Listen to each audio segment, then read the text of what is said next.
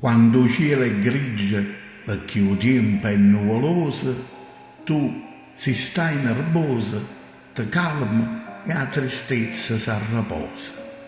Quando vedi che fuori la finestra tua fa freddo e sta piovendo, ti senti più romantica pure se stai soffrendo.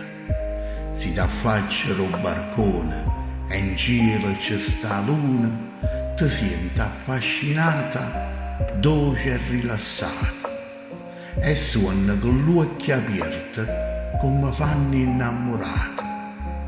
Tutta quella gente che sa la storia tua sa di manna a dov'è che sta forza tua. Ma come che la stachini guaia e non chiagna mai? Ma come fa a sorridere sempre e a far finta che non è successo niente? Tu tieni un cuore buono, grande e dolce dolce. A te basta poco per te far sentire felice. Una luna piena, un tramonto, un poche piogge o una canzone. Tenesse mille ragioni per chiastare fortuna. Tenesse mille motivi per essere cattiva. Invece ti basta un raggio di sole per non ti sentire sola. Ti bastano poche stelle per fare sta vita bella. La gente non lo sa a dove piglia tanta forza. Ti guarda, non capisce, io può sapere per forza. E allora si domanda, ma con tanta guaia, come fa ella a essere così?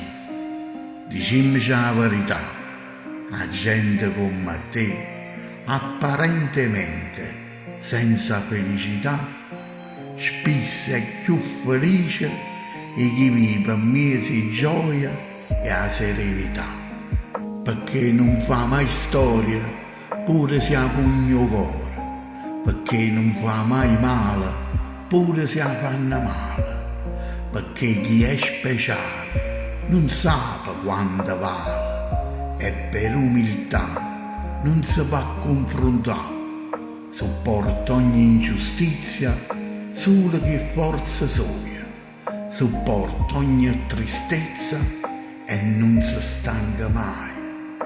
Tu che ti commuove sempre annanzi a un tramonto, tu che ti senti buona con un raggio di luna, tieni una fortuna che non tiene nessuno.